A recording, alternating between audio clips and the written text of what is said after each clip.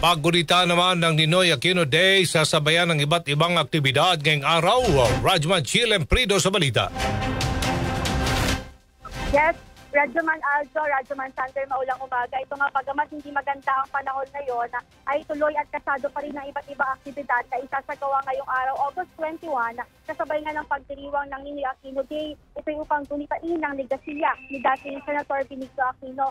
So ngayon, Radyoman Sander, Radyoman Aljo, may makakasama na tayo ngayon mula sa Atom Movement. Sir, good morning po. Live po tayo ngayon sa DZXL RMN Manila. So sir, ito yung pagpilita, kamusta po kayo today? Medyo maulan, tuloy ba? Yes, well, every year, no? Pag-commemorate namin sa kasi parang for the past 42 years, ang Philippines, siguro, nakalimo tayo sa mga roots na nangyari sa Kapaydayan. This is a fitting tribute to the man who dedicated his life to the people.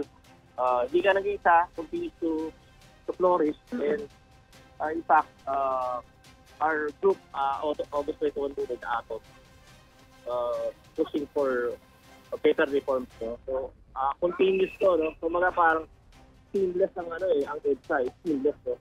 So, doesn't end ng 84, isa 86, isa mag-end ng ganun day. So, parang kami, ang group, we continue to do so, and to serve the legacy of the Aquino, and especially Benigno Aquino.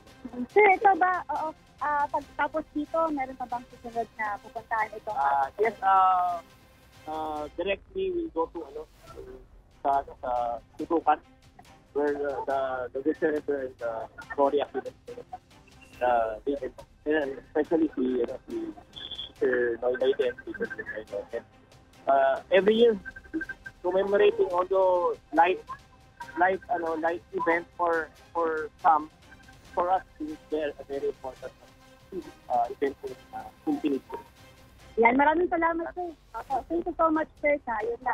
Ayan, mula sa August 21 movement. So, asahan sa natin mamaya, Radyoman Aljo at Radyoman Sander, na magpapatuloy nga itong mga programa pa rin na itong mga naturang grupo.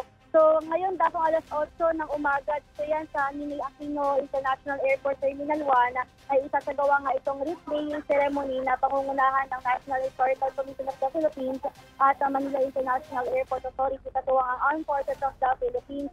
So, yun nga, ito matapos ang halos isang dekadang pagkakakulong nagtungo sa Estados Unidos upang sumailalim sa operasyon at rehabilitasyon, ngunit patuloy na nanindigan itong si dating Senator Ninoy Aquino para sa pagbabasura ng martial law at pagbabalik ng demokrasya sa bansa. Ang Ninoy Aquino Day na isa ring holiday ay diniklara sa ilalim pa rin ng Republic Act 9256.